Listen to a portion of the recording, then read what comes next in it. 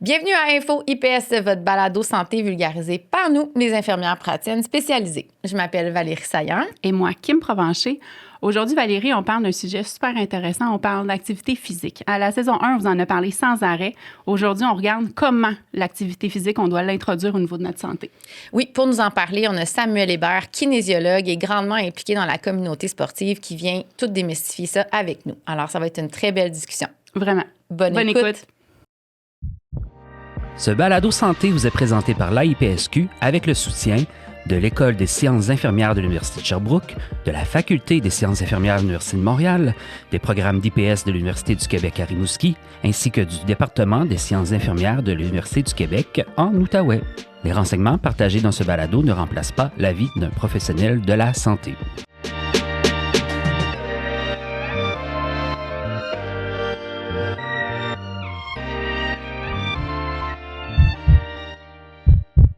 Samuel Hébert, bienvenue à Info IPS. Merci Valérie. Eh là, c'est tellement... merci de prendre le temps. Tu es un homme super occupé. Samuel, tu es kinésiologue de formation. On a décidé, pour la saison 2, d'avoir une approche vraiment collaborative avec les différents professionnels de la santé et tu en fais partie. Puis, qui de mieux pour venir nous parler de l'activité physique dans un but de la santé durable. On a parlé dans la saison 1, Samuel, beaucoup de « il faut bouger », mais comment bouger, pourquoi. Ouais. Fait qu'on est super content là, que tu prennes le temps avec nous. Bien, merci d'intro. Ça me confirme que j'étais à la bonne place. Ah, yes. Samuel, parle-nous un peu de toi, ton parcours de l'activité physique. Écoute, l'activité physique, pour moi, est au cœur de ma vie depuis tout petit, mais a pris une place vraiment importante à partir, je dirais, de peut-être secondaire 3, secondaire 4, okay. Où académiquement, c'était très compliqué pour moi. J'avais de la difficulté à rester concentré, à rester sur les bancs d'école. Et quand j'ai joint l'équipe de cross-country de mon école secondaire et j'ai embarqué dans les programmes de gym option et ainsi de suite, ça a vraiment fait un déclic. Puis c'est ce qui m'a permis de me canaliser, en fait, et de pouvoir gérer mon haut niveau d'hyperactivité. D'énergie. Oui, d'énergie.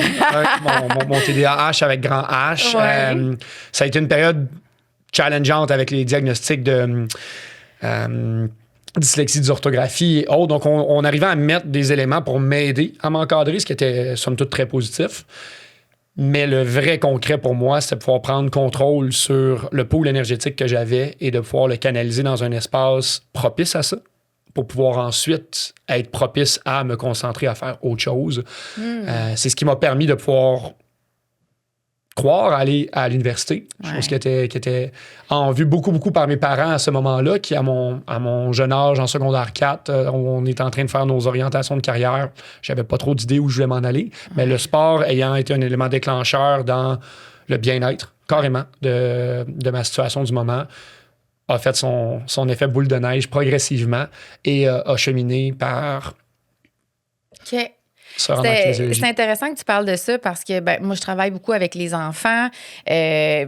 Évidemment, beaucoup d'enfants ont un diagnostic de TDAH avec des difficultés d'apprendissage. Puis, tu sais, ça fait partie de mon counseling, de mon questionnement. Est-ce qu'ils font du sport? Quel type de sport? Ouais. Puis, je suis contente de voir que ça l'a pu t'aider. Puis, je veux que les gens... on le sait que c'est bénéfique, mais essentiellement, à quel point c'est bénéfique. Ouais. Puis, tu es un exemple d'un très beau succès. Fait que je suis vraiment contente pour toi. Ouais. Petite question, est-ce que c'est toi, naturellement, qui est allé vers le sport ou on te l'a suggéré comme traitement du TDAH? On me l'a pas suggéré comme traitement, en fait. Mais je pense que ce serait quelque chose qui pourrait être intéressant. Je sais pas comment ça se fait de nos jours. On parle quand même de 2006, 2005, 2006. Fait que ça a quand même déjà un bon petit bout. Ça me rajeunit pas. C'est quelque chose qui est arrivé un peu de fil en aiguille parce que j'avais un professeur, justement, de gym de qui j'étais très proche, puis qui m'a conseillé de dire « Hey, tu pourrais t'impliquer plus, justement, puis embarquer sur l'équipe de cross-country, et ainsi de suite. » Puis ce professeur-là fait encore partie souvent de mes conférences quand je parle de mon cheminement, quand je retourne dans les écoles secondaires sur base motivationnelle, si on veut, parce que je fais beaucoup de rencontres, oui, individuelles, mais beaucoup de groupes ou même de classes ou de gymnases au complet pour aider les jeunes, des fois, à peut-être trouver leur flamme. Puis moi, ça, c'est quelque chose qui a été marquant. Ce professeur-là, en tant que tel, a été un des aimants du déclic, mais il n'y avait pas de protocole ou de structure autour de ça. Ça a juste été une suggestion comme d'un humain à un autre. Puis il m'a un peu pris sous son aile de cette façon-là. Puis moi, ça m'a permis de mettre les souliers à la bonne place, finalement. Ben d'ailleurs, Samuel, c'est comme ça qu'on s'est connus. Moi, j'ai assisté à un de tes ateliers High Rocks, puis on pourra en reparler tantôt, mais ça se perçoit tellement, cette passion-là, cette belle énergie. Tu as un désir impressionnant de vouloir bonnement aider les gens, puis tu donnes des bons conseils. Fait que continue là-dedans, c'est vraiment un beau projet. Donc là, tu t'es rendu à l'université, tu as fait un bac en kinésiologie. Exact. À l'Université du Québec à Montréal, donc à l'UQAM. C'est un bac de 3 ans. Le processus pour me rendre jusque-là a été chaotique, encore une fois, parce que parce que quand j'ai terminé le secondaire, j'ai fait une dérogation étant plus jeune, donc j'étais souvent toujours 1 an plus jeune que tout le monde aussi. Okay. Quand je suis arrivé au cégep, ne sachant aucunement, même si l'activité physique faisait déjà partie de ma routine, de ma discipline, j'avais quand même pas d'idée où je m'en allais en arrivant au cégep à l'âge de, je sais pas, 16 ans ou 17 ans, là, l'âge qu'on a quand on arrive là, peut-être 1 an plus jeune dans mon cas. Et là, ça a été un peu la recherche profonde d'un sens et de l'orientation que je devais prendre. Fait que j'ai fait beaucoup d'essais-erreurs. Pas des si grosses erreurs que ça, des choses qui, avec du recul, m'ont permis, en fait, d'être rendu où je suis maintenant. Mais je suis rentré dans le cursus universitaire sur le tard à cause de ça, parce que, j'ai fait un DEC sans mention spécifique. J'ai fait des cours ici un peu à la pige, à gauche, à droite. Tout ça mélangé avec une période politique et autres de printemps érable, avec des grèves et des choses comme ça pendant le cégep. Okay. Ce qui m'a amené, finalement, sur un peu un coup de tête. Un de mes très bons amis m'a envoyé une brochure de journal quand on cherchait des emplois encore back in the days dans le journal du jour. Et il disait « Hey, il cherche quelqu'un chez Énergie Cardio, ça pourrait peut-être t'aider. Tu es très impliqué dans le sport déjà. » Puis je m'étais dit « ça pourrait être intéressant. » Puis là, j'ai découvert la possibilité justement du bac en kin, et ainsi de suite. Puis là, fait que t'étais pas au courant avant que ça existait. Je connaissais, je m'enlignais plus dans un profil pompier. OK. Parce que j'étais comme, je veux sauver les gens, aider les personnes, je veux quelque chose de physique. Ouais. J'avais fait des stages en caserne, des choses comme ça, puis ça m'avait un peu refroidi, je dirais. L'environnement, l'écosystème qui peut être super favorable par moment, mais qui n'était pas trop mon vibe, au moins dans les casernes que j'ai été. Okay. Puis ça m'avait confirmé que c'était pas pour moi. Et quand j'ai vu le profil de kinésiologie, j'étais comme, wow, OK, ça, c'est quelque chose qui me parle. Là, on peut vraiment encadrer les gens par le mouvement, les guider, c'est la relation d'aide au final. Puis je me dis, OK, c'est ça. Mais là, c'était un profil universitaire. J'avais pas des très bonnes notes, puis je faisais un peu n'importe quoi au cégep. J'avais un peu floppé la fin de mon secondaire d'une certaine façon avec mes cours à option que j'avais pris de chimie physique qu'il fallait que je fasse absolument sans but nécessaire. Alors le cégep, une fois que j'ai eu une ligne directrice, le désir d'aller en kin, là, ça a bien été. La dernière année, j'ai été chercher tout ce qu'il me fallait comme crédit, comme cours et autres, et j'ai appliqué en kin avec pas les prérequis idéaux, mais à l'UQAM, une des différences qu'il y avait à l'époque, je ne sais pas si c'est encore le cas aujourd'hui, mais il passait des entrevues aussi. Ah ouais. Donc, il y avait un test physique, juste pour voir un peu nos habiletés motrices, puis voir à quel point on appliquait aussi ce qu'on prêchait d'une certaine façon. Ah ouais, ça fait du sens. Le cursus académique était pris pour un certain pourcentage aussi. Et ensuite, il y avait l'entrevue qui comptait comme pour 25 % de la capacité d'adhésion. Et je crois que ça a été en ma faveur d'une certaine façon parce que ils ont pu écouter un peu mon histoire jusque-là puis voir pourquoi j'étais rendu à ce point-là de vouloir faire ça. Puis je suis rentré au bac en kin et ça a été 3 années incroyables. Malgré ma dyslexie d'orthographie, puis il n'y avait plus les mesures nécessairement que j'avais droit au secondaire et au cégep. Ouais. Je savais qu'est-ce que je venais faire là. Fait que ça a été un beau 3 ans sans trop perdre de temps. Puis, tu sais, pour les gens qui ne sauraient pas c'est quoi la kinésiologie? Puis, tu parles de relation d'aide. Comment ça s'insère dans la profession? Bien, la kinésiologie, en fait, on est les experts du mouvement humain. OK. Donc, moi, j'ai une spécialité en biomécanique de la course à pied. On pourra y revenir peut-être un peu plus tard. Mais le cursus en kinésiologie, qui est offert dans énormément d'universités au Québec, en fait, est un peu différent d'une université à l'autre. Mais les grandes lignes de la kinésiologie, c'est ça. C'est promotion de l'activité physique. Fait qu'on peut faire... En fait, on va voir des kinésiologues travailler beaucoup dans des gyms ou dans des centres d'entraînement, mais aussi dans des institutions comme à l'EPIC, l'Institut de cardiologie de Montréal, dans des institutions plus de santé en général, qui sont pas seulement... Très médicales. Très médicales, oui, exactement. Plus médicales, moins at large dans les gyms. Promotion de la santé ou de la condition physique. Okay. Puis... Tu vas voir beaucoup de kinésiologues aussi qui travaillent avec des équipes sportives. Fait qu'on est un peu un tronc commun en différentes autres professions, puis des fois, c'est ce qui amène un peu d'ambiguïté sur qu'est-ce qu'un kinésiologue ou qu'est-ce qu'il peut faire, parce que le titre de kinésiologue, je crois, comme n'importe quel titre professionnel, ne va pas déterminer l'individu en soi ou le professionnel que tu vas avoir devant toi. Il va te donner des barèmes, mais après ça, ben, l'expérience de l'humain que tu as devant de toi va t'apporter... Oui, l'expertise se peaufine.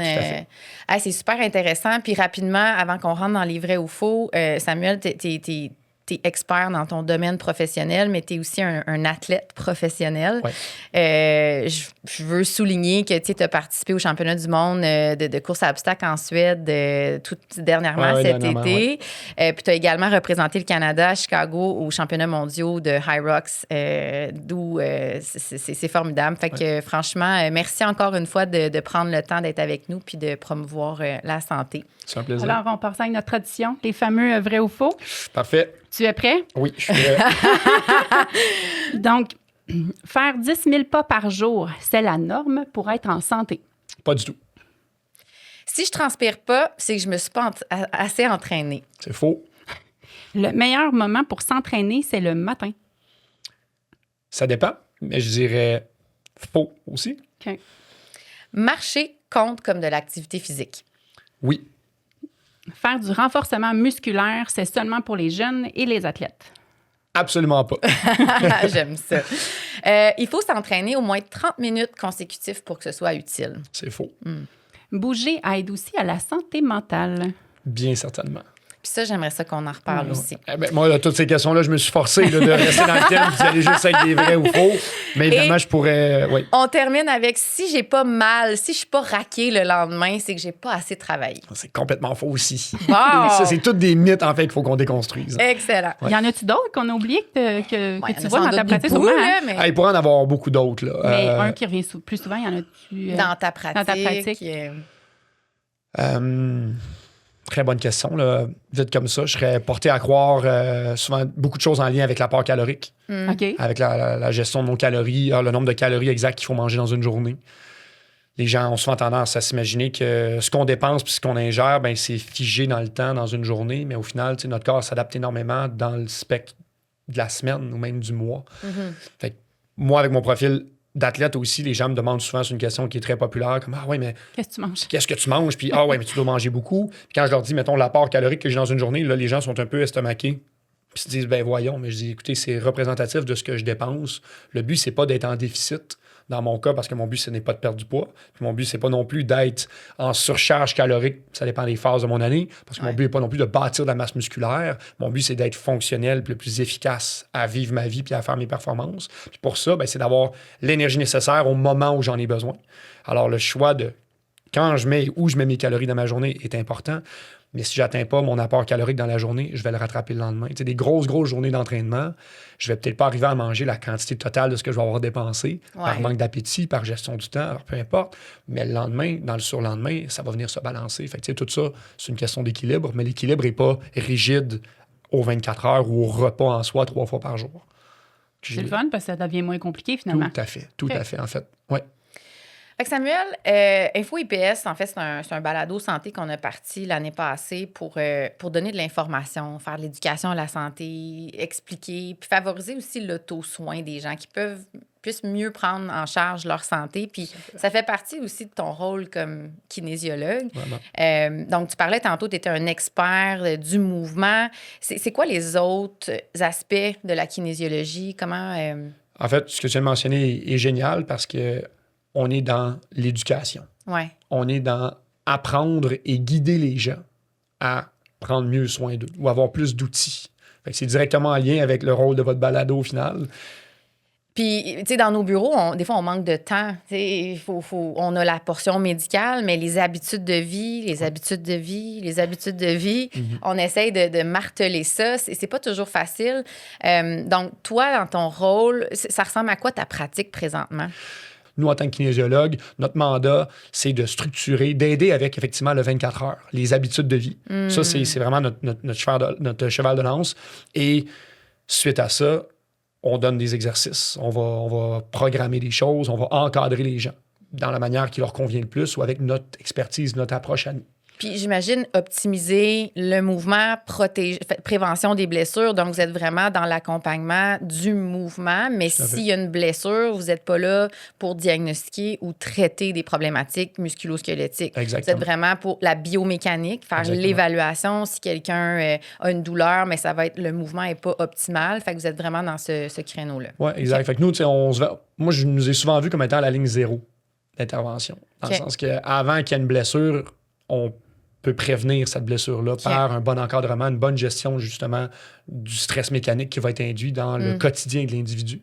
On sait ce que le cortisol fait sur le corps, puis on sait que quand on s'entraîne, ben, le but, c'est de gérer un stress mécanique pour créer des adaptations favorables. Ben, le kinésiologue est vraiment là pour aider avec ça. Fait que je pense ce serait une belle manière de le décrire, qu'on est là pour aider à balancer le stress du quotidien des individus. Puis moi, dans mon approche personnelle maintenant, ben, c'est beaucoup ça. Okay. Fait que mes rencontres avec mes clients vont toujours commencer par une évaluation de leurs 24 heures, de leurs antécédents, de ce qu'ils souhaitent dans le futur, mais de leur réalité maintenant. Fait que le présent, il ressemble à quoi? Oui, le passé va l'impacter un petit peu, le futur aussi, mais on va vraiment définir ensemble le chemin à prendre vers l'objectif au final. Puis ça peut toucher à les aider avec leur qualité de sommeil, à les aider un peu avec leur nutrition, mais beaucoup à les aider avec leur mouvement. Parce que le mouvement, c'est notre expertise, c'est la mienne en tout cas. Puis si j'ai besoin d'aller plus profondément dans les cycles de sommeil, dans la nutrition, dans une blessure, puis il y a des réadaptations physiques à faire, bien là, c'est là que je me greffe avec un paquet d'autres professionnels pour aller chercher leur expertise si la personne en a vraiment besoin. Mais sinon, on est vraiment des généralistes qui vont aider, en fait, comme je présume un peu le médecin généraliste qui touche un peu à tout, mais nous, on est là comme dans le bien-être puis dans le préventif. Au lieu de, quand la personne, elle est malade ou elle est blessée ou elle ne file pas puis qu'elle va consulter parce qu'elle n'est plus à sa normale. Nous, la personne vient nous consulter quand elle veut optimiser son normal, quand elle veut que son normal devienne meilleur. Fait que c'est vraiment intéressant. Puis en plus, c'était un peu la question que j'allais te demander. En quoi tu te distinguais des autres professionnels? Comme kinésiologue ou moi comme kinésiologue? Non, mais parce qu'il y a tellement de monde qui travaille dans des gyms ou avec qui qu'on peut prendre un rendez-vous. Je pense que les gens peuvent se perdre aussi sans toutes les nommer. Il y a le physio, l'orthothérapeute, le kinésiologue. Comment la personne choisit le bon professionnel? Comment le kin se distingue des autres? Je pense qu'on vient de le mentionner un petit peu plus tôt. Ouais. Le kin en tant que tel, ce serait le choix numéro 1 si notre objectif est d'améliorer notre condition de vie. Puis tantôt, tu t'en parlais, Samuel, tu disais, il y en a qui vont ils vont devenir experts à l'Institut cardio de Montréal en réadaptation post-chirurgie cardiaque. On parlait ce matin, les gens qui ont eu des remplacements de genoux, de hanches. Fait que, je pense que les kinésiologues vont se retrouver dans différents milieux spécialisés, mais il y a des généralistes qui vont être plus dans l'optimisation de la santé versus d'autres qui sont plus en post-événement particulier. En fait, c'est ça. C'est qu'ils peuvent s'en aller un peu dans plein de fronts ou plein de troncs différents, mais à la base, on est comme des généralistes de l'activité physique et du bien-être humain, grosso modo. Moi, c'est comme ça que je le décrirais. Je vous utilise énormément dans ma pratique parce que j'ai beaucoup cette phrase-là qui revient souvent, j'ai pas le temps ou j'ai mal. Quand je m'entraîne, c'est sûr je vais avoir mal. Donc, je pense que le kin est la porte d'entrée pour l'accompagnement, pour commencer l'entraînement puis la motivation parce que quand on regarde les horaires de tous, souvent, c'est difficile à mettre dans ton horaire. Puis toi, comment... quand on t'envoie quelqu'un, justement, comment tu le fais, ça? Comment tu commences avec ces patients-là? Avec une évaluation puis une discussion. Initialement, en venant du milieu des centres d'entraînement puis des gyms, c'était des rencontres en présentiel. Puis il y avait une certaine presse à faire bouger les gens parce qu'on se dit étant les spécialistes du mouvement humain. Donc, on évalue beaucoup comme des techniciens au départ les articulations, les axes de mouvement, puis comment les gens sont alignés finalement quand ils bougent. Puis je dirais que moi, ma pratique a beaucoup changé, je veux pas avec l'arrivée de la pandémie, où je n'ai plus eu la chance d'être en contact physique avec mes clients ou avec ma clientèle de manière forcée pendant une certaine période et qui m'a obligé à m'orienter vers le télétravail et le à distance, la télésanté, qui, au départ, j'étais extrêmement fermé et aversif à ça parce que je me nourris énormément du contact humain. Je suis quelqu'un qui est passionné, mais quelqu'un qui se nourrit beaucoup d'aider les gens. Et pour moi, pour aider les gens au maximum, j'ai beaucoup plus de signaux et je read bien la room en général, si vous me permettez l'anglicisme.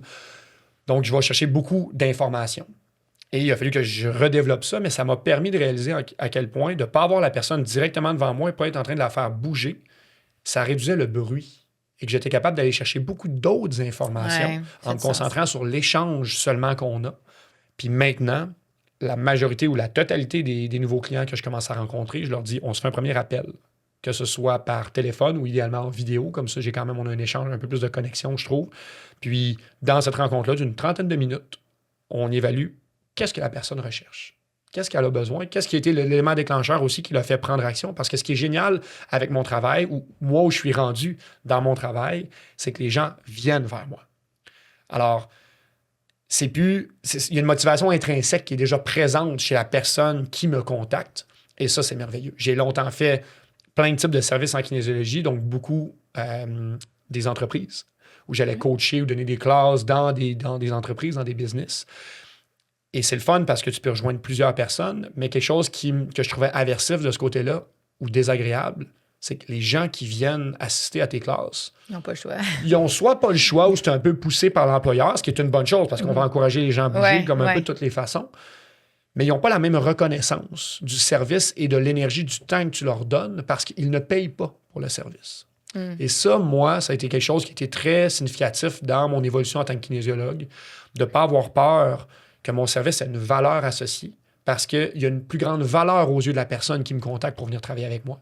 Et ça fait que quand les deux, on s'assoit à la table pour parler des objectifs de la personne, elle est impliquée dans son processus.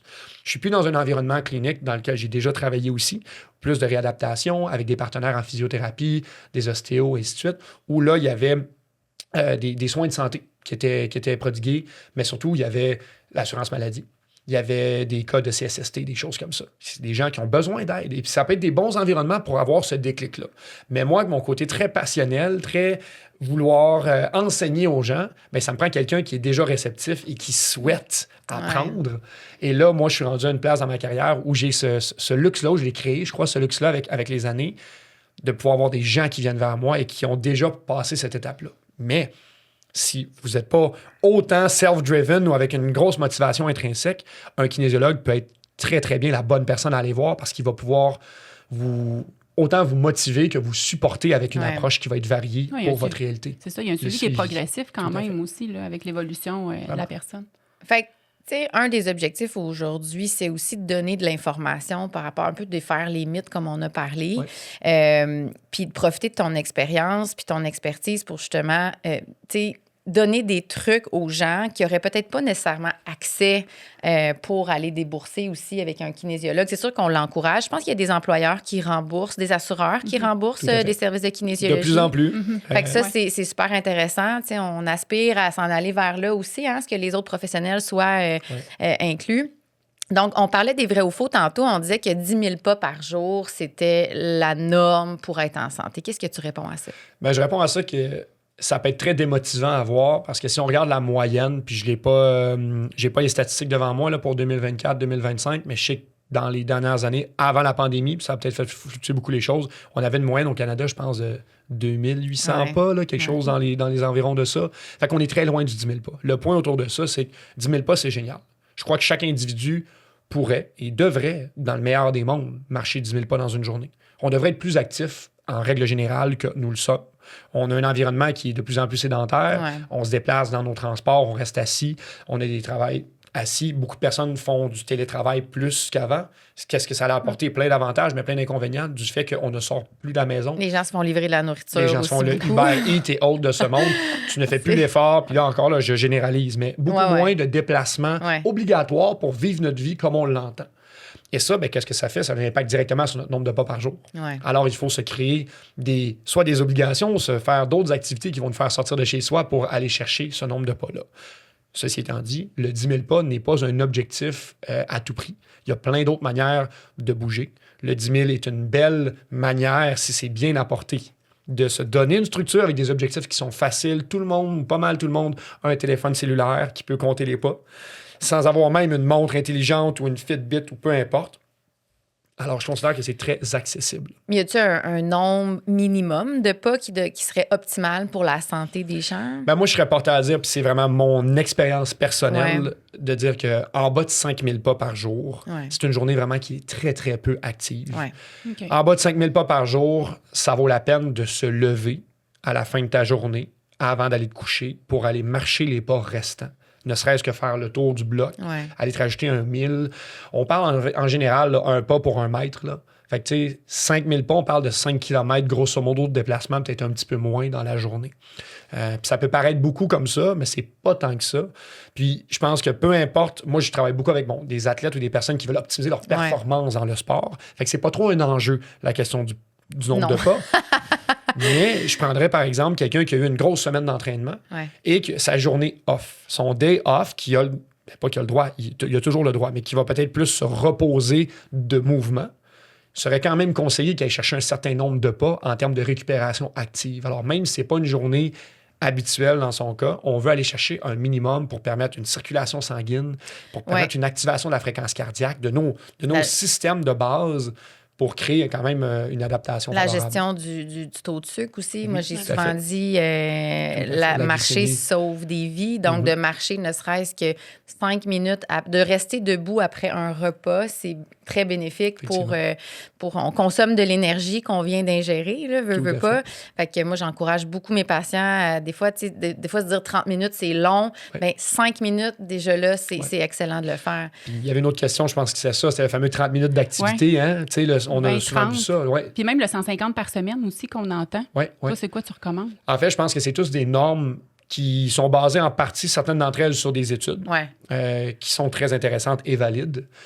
Mais ce qu'on réalise, ou du moins ce que moi je réalise, puis que je vais parler pour moi, c'est que les études, c'est vraiment cool. Sauf que dans le concret, puis dans le quotidien, de l'amener à notre clientèle, de l'amener à monsieur, madame, tout le monde, il faut le rendre accessible pour eux et elles. Puis c'est ça qui est important. Il faut le rendre accessible pour vous. Le but, c'est que les gens bougent plus. Il y a potentiellement du plaisir à le faire, que ce soit simple à intégrer dans leur quotidien. Puis c'est plate à dire, mais avec nos horaires qui sont aussi chargés les uns que les autres ou plus, des fois, ça peut être intimidant encore une fois. Le chiffre de 10 000 pas ou le 5 fois semaine, 30 minutes. Fait que moi, mon conseil qui va s'appliquer à tout le monde, c'est plus souvent. Plus souvent que trop longtemps.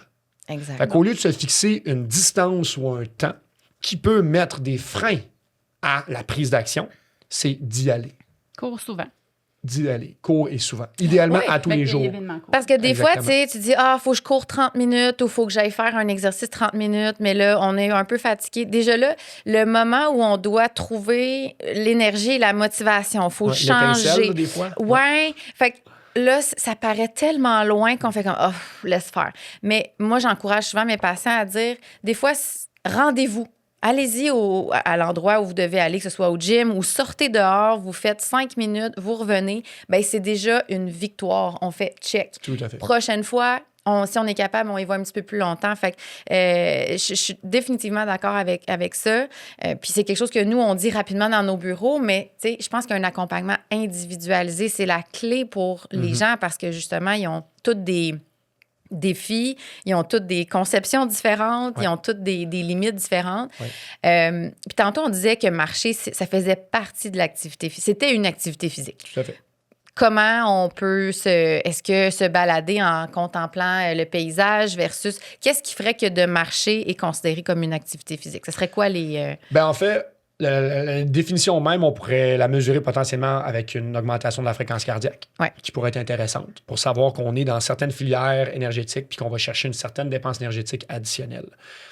Ceci étant dit, qu'est-ce qu'une activité physique? Moi, je pense que c'est n'importe quoi qui brise ton statu quo, ton absence de mouvement. Alors, là, les ranges de faible à modéré à élevé vont changer d'un individu à l'autre. Mais si on parle de fréquence cardiaque, en règle générale, moi, j'aimerais qu'on range dans un 120 battements minute à 140 battements minute. Là, on serait dans une activité physique qui serait considérée comme modérée. Puis plusieurs personnes qui ne marchent peut-être pas nécessairement assez vont aller chercher ce range-là de fréquence cardiaque, ne serait-ce qu'en allant marcher. Après ça, il y a plein d'intensités qu'on peut venir mettre là-dedans. Puis ça, c'est comme la science du mouvement. Ça, c'est le côté mathématique que les kin, en général, on maîtrise très bien. Moi, ça, c'est mon expertise. Donc, mettre les chiffres où et quand, comment, mais aussi tout l'aspect humain puis de prise en contexte de l'individu. L'aspect consulting, qui est hyper important. Fait que le lien de confiance qui se bâtit avec notre client. Donc, un bon indicateur, ce serait la fréquence cardiaque, peut-être le souffle aussi? Oui, tout à fait. Aussi. On parle souvent en entraînement de la fameuse zone 2.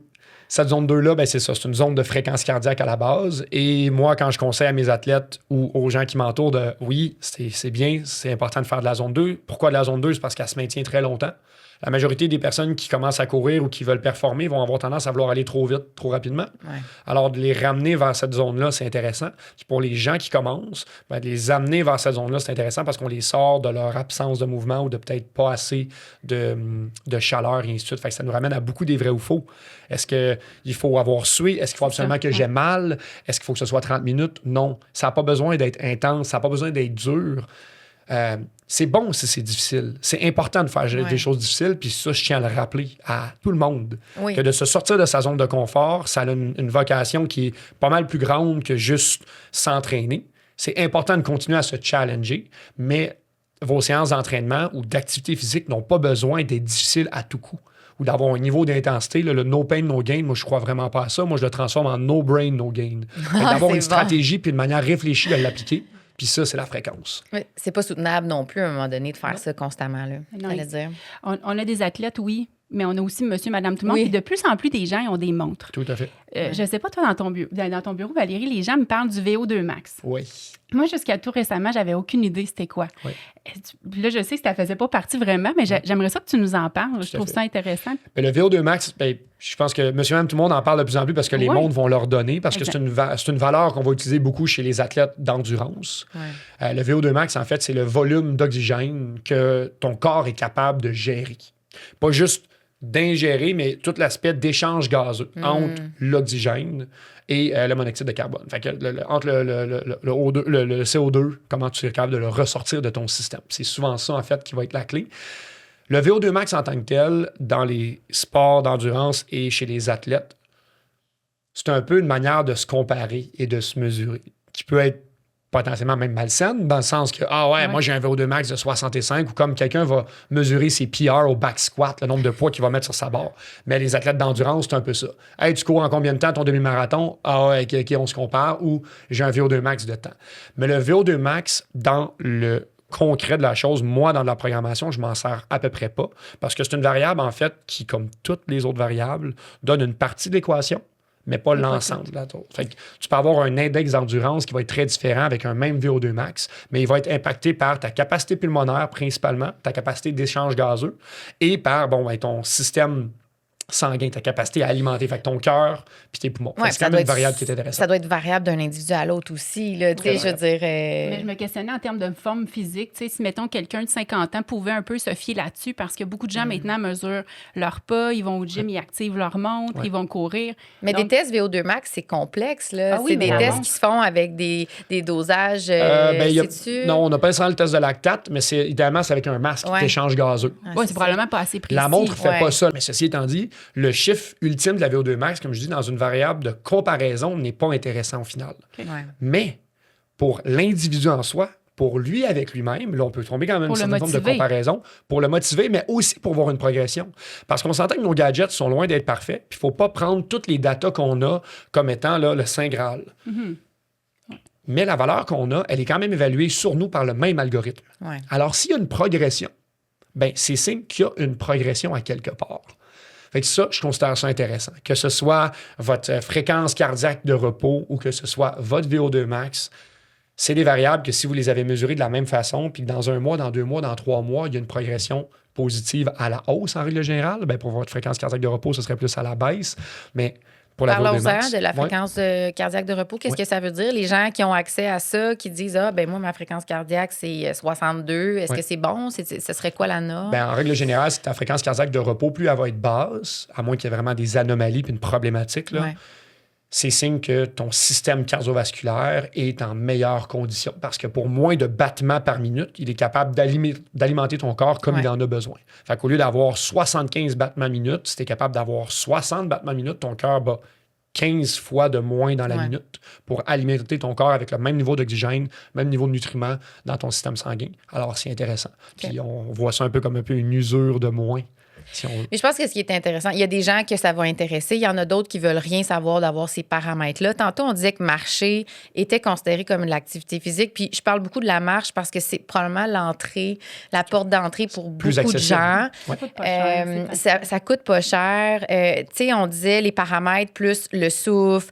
la fréquence cardiaque. Fait on est parti loin de notre zone 2. Non, mais c'est correct, Oui. c'est correct. Mais comment les gens pourraient optimiser la marche? Fait que, on disait qu'il faut quand même que ça génère un certain effort. Quels pourraient être les trucs que les gens vont se dire, OK, ben là, je voudrais optimiser ma marche. Qu'est-ce que je fais? Le plus important va pouvoir être régulé par rapport à la capacité à parler. Okay. Ou à notre cycle respiratoire, en fait. Fait qu'on a parlé de la fréquence cardiaque, mais encore une fois, selon ta base, selon ton niveau d'activité physique, selon ta condition, ta fréquence cardiaque, elle va monter plus haute si tu es moins en forme en règle générale, ou elle va rester plus basse avec le même effort, la même intensité. Ce qui est important, c'est ton souffle. Ouais. Est-ce qu'on va chercher un essoufflement? Si les gens sont capables d'aller chercher un essoufflement, bien, en général, avec un essoufflement, va venir aussi une sudation. Donc, une adaptation au niveau de la température interne qui va amener votre corps à suer.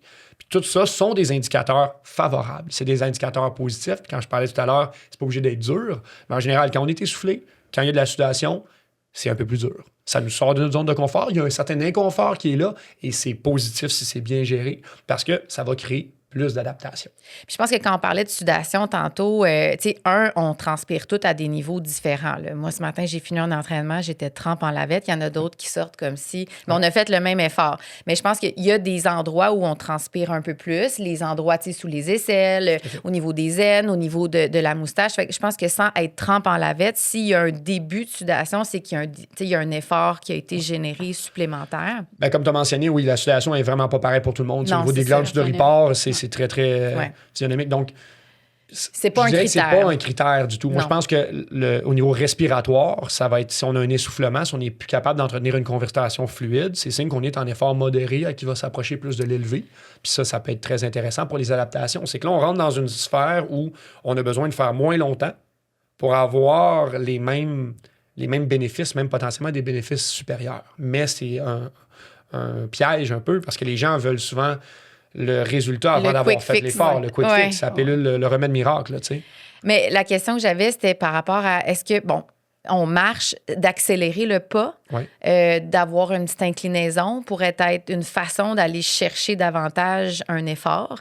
Tout à fait. Parce que, je veux dire, à un moment donné, marcher, c'est marcher. Mais essentiellement, si vous êtes capable de trouver une petite colline ou d'aller marcher en montagne, ça va être plus facile d'aller chercher. Le faire de plus en plus rapidement aussi. Oui, exact. Justement, de se fixer on marche 3 km, mais hier, je l'ai fait en 30 minutes. Ouais. Peut-être qu'après ça, je vais être capable de le diminuer. En termes cardio versus musculation, y a-t-il quelque chose que tu recommandes un peu plus ou c'est vraiment la combinaison des deux? le mélange des deux est l'idéal pour tous les bienfaits que l'un et l'autre apportent et les deux ensemble vont venir combiner finalement. Comme quoi? Mettons musculation, il y a les bénéfices associés à les bénéfices de la musculation sont grands. On le voit beaucoup en fait chez les personnes vieillissantes. Fait que en vieillissant, naturellement, on a une perte de masse musculaire. Je dis naturellement, mais c'est peut-être pas évident pour tout le monde. Là. Moi, il faut que je reparte des bases. Ouais. Mais oui, il y a une perte de masse musculaire. Puis avec la perte de masse musculaire, autre qui est souvent attribuée à le physique, le look du physique, il faut comprendre que notre masse musculaire, avant d'avoir l'air de quelque chose, elle est surtout utile. Elle a une fonction première, puis c'est de nous mouvoir, de nous permettre de nous déplacer, de nous permettre d'être fonctionnel. Fonctionnel, c'est quoi? C'est pouvoir aller faire mon épicerie, ramener mes sacs d'épicerie jusqu'à mon auto. C'est d'être capable de les monter sans avoir besoin d'un ascenseur, sans avoir besoin d'une canne, d'une marchette, sans avoir besoin de me faire livrer ma nourriture, d'être capable d'aller la chercher, ma nourriture. Puis ça, c'est être fonctionnel. À 20 ans, c'est peut-être pas tant un enjeu, mais quelqu'un qui ne fait pas de musculation puis qui est rendu à 60 ans va peut-être voir des effets majeurs. Va peut-être réaliser qu'il n'est plus capable de marcher aussi loin ou aussi longtemps qu'il était capable avant. Et ça, c'est grandement dû à cause qu'il n'y a pas eu de travail musculaire suffisant, de stress mécanique musculaire qui a été fait. Donc, on réduit carrément notre qualité de vie à cause de ça. La force d'appréhension est un des déterminants très marqués au niveau du vieillissement, à savoir la condition globale de la personne à pouvoir prendre soin d'elle. Parce que ta force d'appréhension qui est ta capacité à tenir, à serrer la main, finalement, va être déterminante si tu es capable de soulever des charges, de te tenir. Donc, ça devient extrêmement fonctionnel rendu dans l'âge d'or. Donc, puis, tu disais, Samuel, il y a un aspect de fonctionnalité pour le mouvement, mais ça protège quand on chute. On a eu un épisode sur l'ostéoporose. Puis, tu sais, de faire des exercices musculaires vont, oui, amener un stress sur la structure osseuse pour l'aider à se régénérer, mais quelqu'un qui va tomber... malheureusement, là, accidentellement, pourrait être protégé par la musculature versus de tomber directement sur les os. Tout à fait. Fait que, tu sais, c'est essentiel, puis on en parle, mais c'est dommage parce que on n'a pas une génération actuellement qui sont très pro-musculation, là. En fait, on n'est pas très, justement, je trouve, dans l'utilitaire, dans le fonctionnel. On est beaucoup dans l'apparence, dans qu'est-ce que ça va m'apporter comme dans l'immédiat. Puis souvent, la masse musculaire... plus tu as de masse musculaire, plus tu vas dépenser de calories à rien faire. Moi, c'est souvent quelque chose que j'entends. C'est comme, vrai. wow, c'est génial. Fait que notre mentalité, c'est en fait de faire quelque chose pour pouvoir, après ça, plus rien faire, puis avoir les résultats encore. Moi, ça, je trouve ça un peu dommage. Oui, effectivement, c'est un des aspects, mais c'est un aspect minime des avantages de la musculation. Mais moi, quand ça sort en top de liste, je trouve ça fort dommage. Bien, j'écoutais aussi, parce qu'il y en a qui s'entraînent 1 heure par jour en musculation, mais ils font plus rien d'autre de la journée. C'est pas nécessairement... positif de faire ça. T'sais, on va mettre un stress musculaire, mais il n'y a pas d'activité cardiovasculaire, puis ça, c'est nécessaire. La musculation n'amène pas à entraîner... Tous les bienfaits au niveau cardiovasculaire puis capacité pulmonaire qui est hyper importante aussi pour venir supporter. Tu vas pas avoir la machine qui est la plus solide, mais après ça, si tu es capable de la mouvoir, c'est... Puis les muscles aident aussi à la régulation du taux de sucre. Les bénéfices sont multiples. Vraiment. Mais là, comment on fait? C'est quoi les activités physiques que tu recommanderais? On parle à monsieur, madame, tout le monde. Là, toi, tu travailles beaucoup avec des athlètes, mais qu'est-ce que tu aurais à recommander pour quelqu'un qui se dit, OK, là, moi, il faut que je bouge. D'ailleurs, j'aimerais que les gens se disent, j'aimerais bouger plutôt que il faut, déjà là. Comment on commence? On a parlé de la marche déjà. Je pense que la marche, c'est le point d'entrée qui peut relier beaucoup de gens, qui est accessible. Tu parlais d'inclinaison, mais là, ça implique soit un environnement spécifique ou un tapis dans un gym. Là, on parle de marcher. Puis malgré les saisons qu'on a au Québec, qui peuvent être hyper positives, que j'adore, mais avec l'hiver, ça rajoute des défis. Ce n'est pas une limitation. Il n'y a pas de mauvaise température, pour mon dire qu'il y a juste un mauvais équipement qui va avec. Évidemment, il y a peut-être des petits coûts reliés à tout ça. Mais de pouvoir aller marcher... on peut sortir de chez soi et partir marcher. Fait que la fréquence, on en a parlé tantôt, y aller souvent, plus que longtemps. Marcher serait la porte d'entrée première. En deuxième lieu, avoir un environnement et un écosystème qui nous encourage et qui nous entraîne dans cette bonne pratique-là. Alors oui, un abonnement au gym ou dans une salle de cross-training ou de venir faire des classes de High Rocks, c'est hyper intéressant. Je plug mon sport à moi parce que beaucoup de gens le voient comme étant un sport d'élite qui est extrêmement difficile, mais en fait, la vocation même de High Rock, puis pourquoi je pense que ça a autant de popularité, c'est que c'est accessible. Malgré ce qu'on va voir, que ça a l'air intense et ainsi de suite, tout le monde peut faire un High Rocks à son rythme. Qu'est-ce qu'un High Rocks? Un High Rocks, en fait, c'est 1 km de course suivi d'une station d'entraînement fonctionnel 8 fois. Alors, on a 8 km de course entrecoupés de 8 stations. Les 8 stations vont passer dans des mouvements fonctionnels utilisant des appareils comme un skieur, qui est un peu un mouvement de ski de fond, un mouvement de rameur, des traîneaux qu'on va pousser des charges, on va faire des fentes marchées, on va transporter des choses.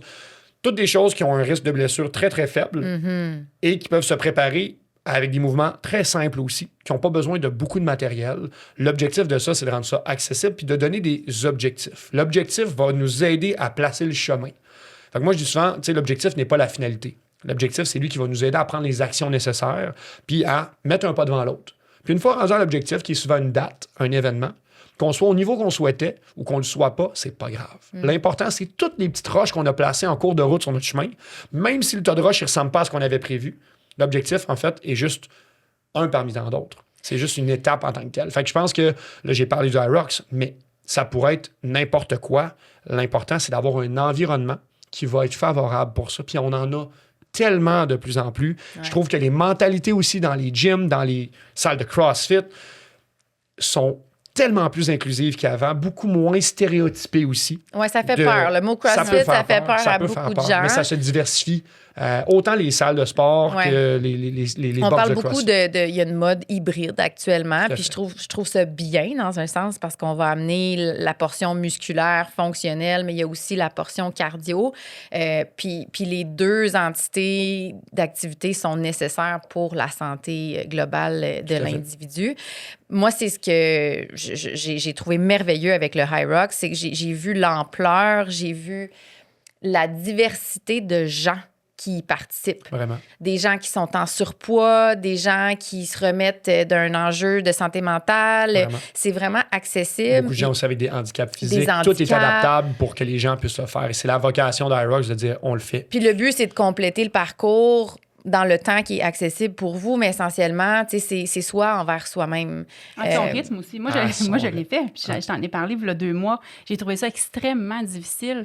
Mais je pense aussi c'est de briser la sédentarité puis se fixer des petits objectifs. Puis justement, quand on y va, de ne pas se comparer. Tellement. Parce qu'il y a une progression qui se fait, qui est très, très, très individuelle aussi. Là. Ben oui. Puis ça, c'est dans notre mentalité de se mesurer aux autres puis de se comparer. Je pense que c'est humain de faire ça. Oui, encore plus aujourd'hui avec les réseaux. C'est mais il y a facile, quelque chose de très puissant de se mettre un objectif, de se mettre une date. Puis des fois, bon, ça peut amener des défis quand on n'y arrive pas, mais on en fixe un autre. Mais tu sais, ça peut être une belle façon aussi de se lancer dans quelque chose en se disant, OK, je me mets un objectif qui est adapté à moi, puis on va chercher l'aide nécessaire pour y parvenir. Donc, si on y va avec des activités, on parlait de la marche. Quel autre type d'activité accessible serait bénéfique pour le mouvement du corps humain de façon...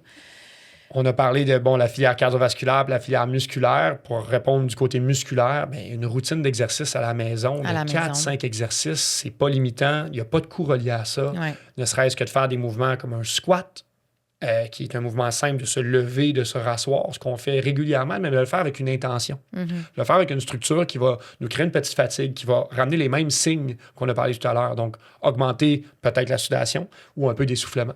Ou une sensation de brûlure dans les muscles. Alors, évidemment, quand on fait un mouvement d'exercice physique, l'objectif n'est pas d'avoir de douleur ou de choc électrique dans les articulations. Bien important de le préciser. On veut sentir vraiment les groupes musculaires. Puis même si vous ne les connaissez pas de manière détaillée, c'est pas grave. Vous allez S'il y a de le la sentir. chaleur, ça devient fatigué. Avec un 8, 10, 12 répétitions, on est dans une bonne zone. Si après 2 répétitions, ça fait mal, là, c'est peut-être un signal de votre corps que vous ne faites pas bien de mouvement ou qu'il y a une problématique de ce côté-là. Puis ça, je pense qu'on pourrait faire une capsule en entière là-dessus, sur les signaux qu'on peut se permettre d'écouter de notre corps, puis arrêter d'avoir peur de bouger. D'avoir peur parce que, c'est difficile ou, ça fait mal. Est-ce que c'est un bon ou un mauvais mal? On a tous les récepteurs et on est des machines outillées, plus que n'importe quoi qu'on a comme technologie encore de nos jours, à ce jour, pour savoir si c'est bon ou pas pour nous. Ouais. C'est un peu votre rôle aussi, C'est comme notre rôle. kinésiologue, Tout à fait. d'accompagner les gens, justement, Tout à fait. dans le mouvement pour éviter la blessure. Vraiment. Vraiment. Puis j'ai lu, puis peut-être tu pourras me valider, mais je lisais que de faire 10 squats dans les airs à chaque 1 ou 2 heures dans la journée était égal ou plus bénéfique qu'un 30 minutes de marche. Peu importe si c'est vrai ou pas, essentiellement, je pense dans l'ère où on est en télétravail, on travaille beaucoup assis. Je pense qu'on a tous un téléphone, de se mettre un alarme, de dire, OK, je me lève, je fais 10 squats, je me rassois. Tout à fait. Il y a quelque chose qui vient de la personne. Je pense qu'il faut le mettre dans notre horaire. Il faut l'intégrer comme on va intégrer un souper d'amis ou qu'on va intégrer, de dire, ce 30 minutes-là est dédié à ça, à mon cours de yoga. Mais ça revient à l'individu. Fait Vraiment. De vouloir se choisir puis de placer ça dans son horaire. Mais comme pour l'histoire de la marche, plus souvent, pas nécessairement plus longtemps, les exercices, c'est la même chose. Fait hyper important que ce soit le squat, ça peut être un autre mouvement, mais d'en mettre souvent. Puis de se mettre une alarme, de casser la sédentarité du travail, c'est hyper important. Fait que ça, c'est une très bonne astuce. Est-ce que ça va être équivalent à un 15 minutes de marche? Ça dépend de l'individu. Mais le fait de se mouvoir et de se lever debout va être hyper important pour briser la position assise. 100%. On n'est pas conçu pour ça. Là. Bon. Là, Samuel, on a un collaborateur très précieux qui est notre ordre professionnel, l'OIQ. Puis, on a la question OIQ qui va comme suit. Fait qu'on sait que on travaille ensemble entre professionnels de la santé pour offrir des meilleurs soins aux patients. Oui. Dans ton quotidien, comment se vit cette collaboration-là avec infirmières praticiennes ou avec médecins parce qu'on a un rôle similaire? Puis en quoi ça optimise la santé des patients? Je pense que notre rôle similaire est de vouloir aider la population à être en meilleure santé. C'est notre motto de vie un peu. Moi, ça va vraiment être dans un sens en règle générale. Donc souvent, soit les infirmières praticiennes ou les médecins de famille vont référer les clients, les personnes vers un kinésiologue pour leur prescrire l'activité physique. On a entendu ça il y a quelques années. Il y avait un médecin qui s'était passé en journal. C'était comme la nouvelle affaire. Puis nous, en tant que kin, on était comme « wow, c'est génial ». Mais c'est des choses qui se font puis qui devraient se faire plus. C'est vrai. Que notre système de santé, notre fameuse première ligne, qui est très bien connue puis qui est pas mal surchargée au Québec, bien, peut relayer puis donner le flambeau à d'autres lignes de travail, comme la mienne que je définis comme la ligne 0, mais qui peut être aussi une ligne 2 ou une ligne 3 pour aider les gens à se prendre en main. Fait que oui, c'est beaucoup dans ce sens-là où on va avoir des références de médecins de famille, d'infirmières, comme quoi, bon, ben je me suis fait dire qu'il fallait que je bouge. Fait que soit qu'on a des corrélations directes avec certains des professionnels de la santé qui nous emmènent vers certains kinésiologues et ainsi de suite. Mais là, tu viens de dire « il faut que je bouge ». Puis ça, c'est un verbatim qu'on entend souvent. Là, les gens, très souvent, mes patients, je le sais, il faudrait, là, comme prenne le temps. Tu parlais de relations d'aide tantôt qui faisaient partie intégrante de ton travail. Comment est-ce que tu amènes les gens à bouger? C'est quoi ton approche? Tes phrases clés, mettons. Bien, comme j'ai dit, dans mon contexte spécifique ils viennent à moi. Fait qu'ils ont déjà ce désir-là, souvent avec des objectifs bien définis. Mais dans ton expérience passée, en règle générale, là, le message que j'essaie de passer, en fait, c'est que si vous ne le faites pas pour vous, il n'y a personne qui va le faire à votre place. Il n'y a pas de pilule magique, il n'y a pas un bouton qu'on peut peser pour faire l'activité à notre place. Sauf qu'il y a peut-être beaucoup de boutons qui vont devoir être pesés, puis il y a peut-être beaucoup de lumières rouges qui vont allumer dans le court, moyen, long terme de votre vie si vous ne prenez pas le temps d'adresser ça et de prendre ce temps-là pour vous. C'est hyper important. Fait qu'il y a un aspect de responsabilisation qui est hyper important parce que ça nous appartient à tous et chacun, notre bien-être. Puis on a un super beau système qui est peut-être déficient à certains points, mais on a une chance incroyable, nous, au Québec, avec tout ce qu'il y a dans place, puis toutes les personnes qui sont prêtes à vouloir nous aider. Des gens, un système qui est là, mais des gens aussi, des humains incroyables, des soins de santé où les gens ont le cœur sur la main et sont là pour notre bien-être vraiment. Mais ils peuvent pas vouloir plus que toi. Non, exactement. Ça part de soi. Fait qu'on peut avoir les ressources, les outils, les meilleures approches possibles, mais après ça, c'est à vous de voir est-ce que vous voulez être capable de suivre vos enfants ou de suivre vos petits-enfants, ou peu importe, qu'est-ce qui peut... Ça va souvent être individualisable, qu'est-ce qui peut être l'élément déclencheur, mais des fois, c'est de trouver une motivation extrinsèque qui vient de l'extérieur, mais qui est assez forte pour que la personne brise les murs initiaux de l'inactivité. Et une fois que la personne apprend à aimer un peu l'inconfort et se développe là-dedans, bien, elle réalise que finalement, ce qu'elle faisait il y a un mois, bien, ce n'est plus inconfortable. En fait, c'est même rendu agréable parce que ça amène un paquet d'aspects positifs, comme une clarté mentale, comme plein d'autres choses. Peut-être elle va le voir autour de son tour de taille, peut-être qu'elle va justement ne pas être essoufflée quand elle monte les escaliers du métro, fait qu'elle n'arrive pas à tout mouiller au travail parce qu'elle a commencé à marcher 3 fois semaine. Tous des éléments comme ça qui sont pas juste mesurables en chiffres avec votre montre ou avec votre téléphone ou en se comparant sur Strava, mais qui sont réels dans votre corps, dans votre ressenti et qui vont faire une différence sur votre qualité de vie. J'adore ce que tu dis parce que j'ai souvent... Je dis aux gens, connectez-vous un petit peu plus à vous-même. Ça prend du temps à apprendre à aimer ça. Puis je suis contente que tu l'aies nommé parce qu'au début, c'est difficile. Je pense qu'il y a une composante de gratification à long terme. Il faut voir, faut s'imaginer ce que ça peut être. Oui. Mais de persévérer puis de se dire, OK, ça me tente pas d'aller marcher. J'ai marché 5 minutes, mais quand je reviens, comment je me sens? Oui. D'être capable de se dire, hey, mais finalement, je me sens un peu plus calme ou je sens que j'ai respiré de l'oxygène. D'essayer de voir le positif plutôt que d'être constamment dans le négatif, puis de construire là-dessus progressivement. Puis comme tu as nommé, 1 mois plus tard, hey, moi, mon premier 5 km, là, j'avais de la misère, mais là, je fais du... Bref, je ne veux pas me vanter, mais mon 5, il est plus facile, tu sais. Exactement. Fait que, mais ça prend, comme tu dis, de la personne pour les voir, ces choses-là. On peut les encourager, ça mais... amène 2 mots qui sont vraiment importants. flexibilité Oui. et ouverture d'esprit. Oh. Parce qu'il faut être flexible par rapport à ces objectifs-là. Parce que oui, comme on a dit tantôt, l'objectif, il va nous driver, il va nous permettre de mesurer des choses. Mais si on est trop rigide par rapport à cet objectif-là, il va devenir négatif, il va devenir un carcan à notre vrai épanouissement puis à la prise d'action. Parce que tu vas sortir dehors, tu vas juste voir mesurer. J'ai-tu fait mon 3 km plus vite? J'ai-tu fait mon 3? Non, je progresse pas. Puis là, ça a un effet négatif. Puis tu remarques plus tout le bien-être que le fait d'être sorti dehors t'apporte finalement. La dépense énergétique, l'aspect de sudation, l'aspect que, t'es moins essoufflé, puis toutes les autres améliorations que ça peut t'apporter. Tu vas dormir mieux le soir, t'es plus concentré quand tu te rassois à ton bureau pour faire tes tâches de travail, t'es plus performante. Puis c'est cool. C'est tellement valorisé dans notre société d'être performante dans notre domaine, dans toutes nos sphères. On veut tout le temps être à 110 %. Mais pour être capable d'être des moments à 110 %, de un, il faut se permettre des moments à 60 %.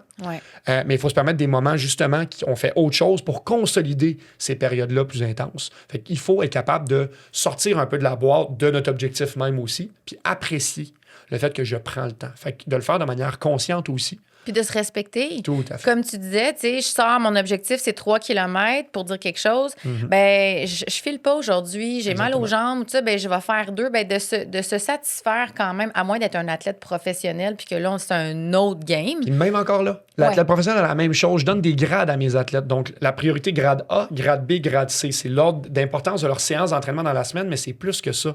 Au sein même d'une sortie de marche, reprenons notre exemple, nous, de ce qu'on parle aujourd'hui, il y a des objectifs clairs. L'objectif numéro 1 de la séance, c'est de sortir. Ça. Une fois qu'on est sorti, on check. On a réussi notre premier objectif. L'objectif numéro 2, par exemple, ce serait de faire la durée qu'on s'était entendu de faire. Fait que je m'étais dit que je sortais 30 minutes. Wow, je suis sorti 30 minutes. Puis après ça, on rajoute l'objectif 3, qui est pas juste secondaire, il est tertiaire, celui-là. Puis là, ce serait la distance qu'on va avoir parcourue pendant le 30 minutes. Mais qu'on n'ait pas fait notre 3 km dans notre 30 minutes, là, on s'en fout si la durée totale a été faite. Puis on s'en fout de la durée si au moins on est sorti. Mais si on est resté trop rigide à s'imaginer qu'il fallait qu'on fasse notre 3 km en 30 minutes, puis à cause de ça, on n'est pas sorti. Parce que la dernière fois, ça n'a pas été bien. Puis là, il pleut dehors. Puis là, ça ne me tente pas, ou il vente fort. Ou là, je me suis un peu plus fatigué la veille. J'ai commencé mes règles, ou ainsi de suite. Il y a plein d'éléments qui peuvent affecter une situation, qui vont nous donner des excuses, qui sont une certaine forme de fausses excuses, qui sont des vraies excuses par rapport à un objectif qui est trop rigide. Bien, on finit par ne jamais accomplir le premier élément qui est juste de sortir. Parce qu'on a vu le deuxième élément, le troisième élément, puis là, ça a fait une montagne quand il n'y a pas de montagne. C'est quelque chose qu'on entend souvent. C'est les moments où ça nous tente le moins on se sent le plus fier aussi. Vraiment. Par expérience, oui. Fait que souvent, quand ça me tente pas, je me projette en me disant que je vais bien me sentir après. Puis effectivement, je me reconnecte à moi-même après. Puis je me dis, c'est vrai que c'est très positif de vivre ça. Mais il faut être capable de se l'imaginer. Puis ça, des fois, c'est pas évident. On parlait tantôt, pour conclure, il y a des stratégies qu'on peut faire pour augmenter notre dépenses énergétiques dans une journée. Là, on parle d'activité physique, de marche, mais moi, je te suis sur les réseaux. Je vois que tu te déplaces beaucoup en vélo, à la course. Comment quelqu'un pourrait aussi augmenter sa dépense énergétique au quotidien? Sans aller, mettons, en courant au travail, mais... Tout à fait. Bien, là, si on reprend encore notre exemple de la personne qui va intégrer de la marche à son quotidien, par exemple, là, qui part plus des bases. Ouais. Bien, de changer ses habitudes de déplacement ou de les tweaker un petit peu. On a sûrement, vous avez peut-être déjà entendu ça, mais de stationner son auto plus loin pour marcher un peu plus. On le répète, on le répète. Ça, c'est comme des trucs classiques, mais... Prendre les marches. De prendre les marches, de mettre des éléments dans votre horaire. Mais moi, j'adore le déplacement à vélo. Les Bixi sont rendus là à l'année. Il y a un service qui est plus grand autour de ça. C'est facile, c'est accessible. Je ne vous dis pas que si vous n'avez jamais fait de vélo, c'est le temps de commencer le vélo rendu en fin novembre. Là. Okay? Parce que ça va peut-être être plus aversif que positif. Mais moi, l'équation, c'est toujours, est-ce que ça m'apporte plus de positif que de négatif? Parfait, je le fais. Puis pas juste sur le coup, mais le après. Être capable de revenir, faire un peu un postpartum de qu'est-ce qui a été positif de ça. Puis 100% du temps, j'ai plus de positif que de négatif quand j'ai fait un déplacement actif ou quand j'ai bougé un peu plus que ce qui était prévu. Donc, moi, de mon côté, stratégie, déplacement actif, le commute est hyper bénéfique parce que ça te permet de mettre du mouvement dans ta journée. Mais même si tu ne sors pas de chez toi ou si tu es au bureau, les setups ajustables, de changer de position, de casser la sédentarité, de se donner des pauses aux 30 minutes ou aux 60 minutes pour aller faire une petite marche, aller se déplacer. pas procrastiner, mais revenir plus focus, plus intentionné dans ce que tu vas faire, aller réfléchir, mais ailleurs que d'être scotché sur ton écran. Puis, on a parlé de santé mentale rapidement dans Les Vrais ou Faux. J'ai vu une de tes publications récentes qui sensibilisait beaucoup les gens à ça, de parler des enjeux, sans aller dans ton histoire personnelle, mais tu sais, qu'est-ce que tu aurais à dire par rapport à ça? Comment ça t'a aidé? Moi, la communauté est quelque chose d'hyper important, puis la communauté sportive, autant que oui, il y a des aspects de comparaison et ainsi de suite qui peuvent paraître malsains à première vue. La proximité qu'on peut tisser avec les gens quand tu sues avec quelqu'un dans une séance ou quand tu pousses à tes limites, tu sors de ta zone de confort, puis c'est difficile, mais c'est difficile avec d'autres personnes. Puis chacun, moi je suis un coach de course à pied à la base, fait que c'est beaucoup dans des séances de course sur une piste de course que ça se fait, d'avoir des gens de tous les âges, de toutes les ethnies, de toutes les conditions physiques, de tous les milieux socioculturels, donc de niveaux de revenus différents. Pas juste des athlètes, là. Pas juste des athlètes. Qui se réunissent ensemble, qui se donnent rendez-vous 1 heure par semaine à la même place, semaine après semaine, peu importe la météo qu'il fait dehors, pour faire la même chose, mais adaptée pour eux. Donc, tout le monde va à son rythme, mais tout le monde est là pendant 1 heure de temps. Puis est-ce que tout le monde, ça leur tente d'être là quand ça commence? Pas pantoute. Il y en a sûrement 80 qui seraient restés chez eux, 80% qui seraient restés chez eux, mais ils sont là parce qu'il y a l'effet de groupe, l'effet de communauté puis de support qui finit par se tisser, qui au début est aversive un peu. Elle est intimidante parce qu'on va se faire voir par les autres dans un moment de fragilité ou peut-être de faiblesse. On ne sera pas à notre meilleur. Mais c'est en se faisant voir par les autres, en communiquant avec les autres nos moments de difficulté. Puis ça peut être souvent plus facile dans le sport sans même avoir besoin de parler pour quelqu'un. Mais de se faire voir en situation de fragilité, de vulnérabilité, c'est un tremplin après ça pour une connexion bien plus profonde puis avoir des ressources. Puis moi, je parle de mon camp de course du lundi, que ça fait des années que je coach ce camp de course-là, mais moi, ça a été ma thérapie d'une certaine façon aussi, parce que de retrouver ces personnes-là, moi, des fois, ça me tente pas d'y aller non plus. Mais là, au début, j'avais l'obligation, c'est moi qui le donne, le cours. C'est sûr, il faut que je sois là. Puis avec les années, je suis rendu avec un assistant coach qui coach 1 semaine sur 2. Alors moi, je participe l'autre semaine, puis je pourrais ne pas être là, puis avoir une soirée libre. Mais ma soirée libre, je choisis d'aller la passer avec ce monde-là pour aller courir avec eux autres, parce que ça m'apporte un bien incroyable. On finit la soirée, puis tout le monde est content. On est fiers. On est fiers d'y avoir été. Mais cette ouverture-là, au niveau de la santé mentale, je pense qu'elle est incroyable. Puis moi, ça m'a permis de faire tomber des barrières de mon côté. J'ai souvent eu cette image-là de moi qu'il faut qu'il soit solide, parce que je suis comme un modèle, un exemple, en étant un athlète, en étant aussi, c'est ma sphère professionnelle. Alors, je ne peux pas montrer de faille de ce côté-là. Puis quand j'ai des blessures, des choses comme ça, bien, je les garde pour moi. Je fais mon petit animal blessé, je me cache dans un coin, je ne le dis pas à personne, j'essaie de trouver des solutions tout seul.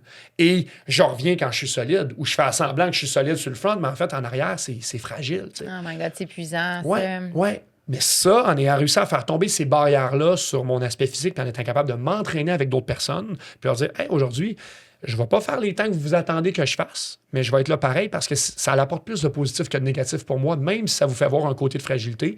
Je reviens d'une blessure, d'en parler, d'ouvrir. Puis ça, après ça, bien, ça a fait effet boule de neige, mais avec plein d'autres sphères de ma vie, où j'ai été capable de m'ouvrir sur plein d'autres sujets.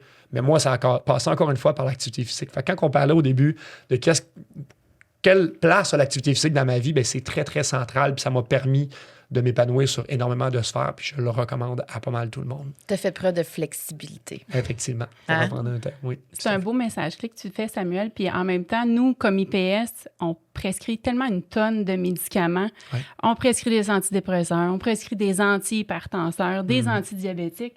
L'activité physique, peut-être qu'on ne la prescrit pas assez. Ouais, puis ça joue sur tous les paramètres. Ouais. Ça joue sur le bien-être mental, sur le cœur, les poumons.